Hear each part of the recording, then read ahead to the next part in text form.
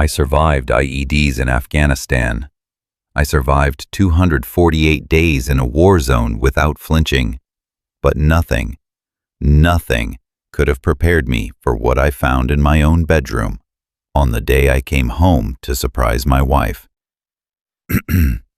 Before I tell you this story, if you're new here, hit that subscribe button right now, because on this channel, we don't sugarcoat anything.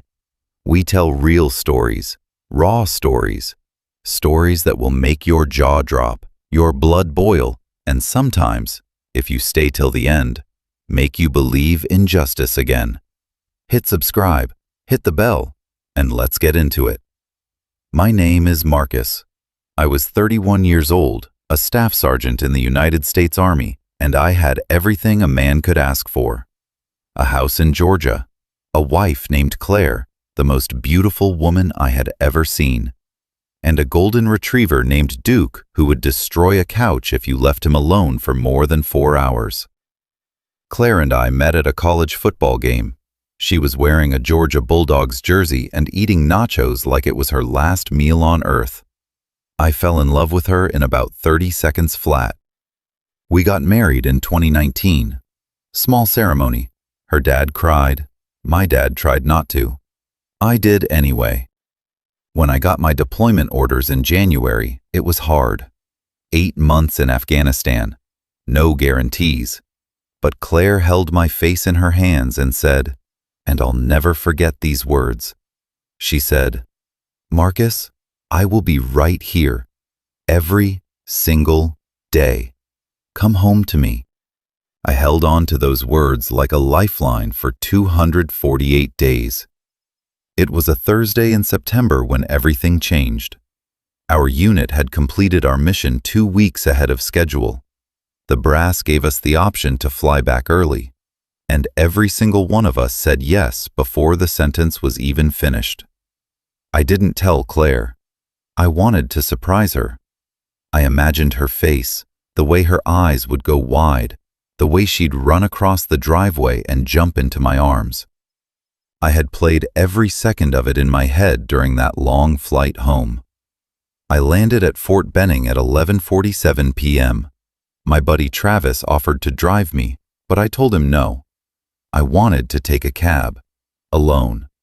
I wanted to feel every single mile of that drive home.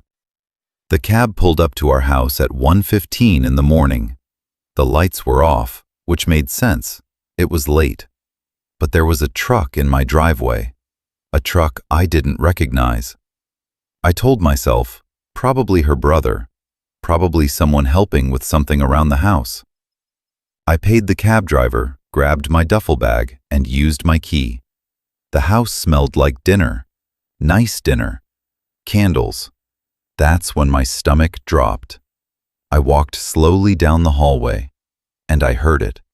Sounds coming from my bedroom. Our bedroom. I put my hand on the door handle. I stood there for exactly 5 seconds. 5 seconds that felt like 5 years. And then I opened the door. I won't describe what I saw in graphic detail. I'll just say this. My wife, in our bed, with my neighbor, Daniel. Daniel, who had come to our wedding. Daniel, who had shaken my hand the day I deployed and said, with his chest out, "Don't worry, man. I'll keep an eye on things while you're gone." He kept an eye on things, all right. "Ah!" Claire screamed. Daniel froze like a man who had just stepped on a landmine. And I didn't yell. I didn't throw anything. I didn't say a word. I just looked at her, looked at him. And then I picked my duffel bag back up off the floor, and I walked out. I sat on my front porch steps in the dark in my uniform, and I just breathed. A soldier knows this. When you're in a crisis, the man who controls his emotions controls the outcome. So I made a decision right there on those steps. I wasn't going to react. I was going to respond. And there is a very, very big difference.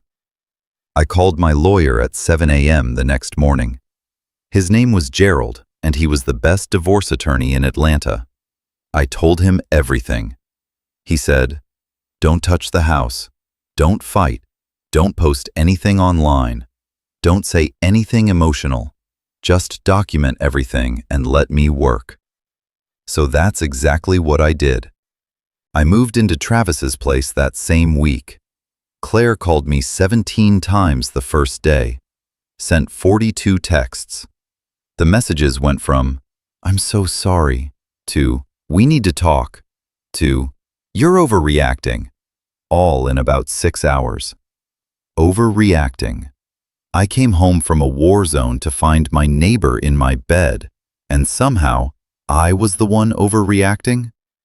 I didn't respond to a single message. Meanwhile, Gerald was working, and what he found was worse than I ever imagined. Claire had been seeing Daniel for, are you ready for this? 14 months. That means it started 3 months after I deployed. She had spent money from our joint account on hotel stays, dinners, a weekend in Savannah. She had told her best friend everything, and that best friend, God bless her, had saved every single text message, and she handed them over to Gerald without hesitation. The divorce was finalized 4 months later. Because Georgia is a fault-based divorce state, and we had proof of adultery, the settlement was not kind to Claire. I kept the house. I kept the joint savings account, and the judge awarded me additional damages based on the financial misconduct, the money she had spent on her affair. Claire walked out of that courtroom with next to nothing.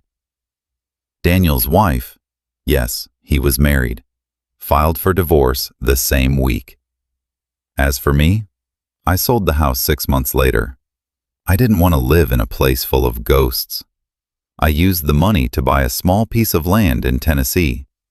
I built a cabin with my own hands, me and Travis, and a 6-pack every Saturday. And on the day I drove that final nail into the porch railing, I sat down, looked out at the mountains, and felt something I hadn't felt in a long time. Peace. Because here's the thing nobody tells you about betrayal. It doesn't break you forever. It just breaks the old version of you, the one who trusted the wrong person. And the new version? He's quieter. He's stronger. He's free. If this story hit you somewhere deep, if you've ever been betrayed by someone who promised to stay, I want you to know you are not alone, and you will be okay. Now I need you to do 3 things before you leave. Number 1, smash that like button. Not for me. Do it for every person out there still sitting on their front porch steps in the dark, trying to breathe. Let them know this content reaches people who need it. Number 2, subscribe and hit the bell, because next week, I'm dropping a story that makes this one look mild.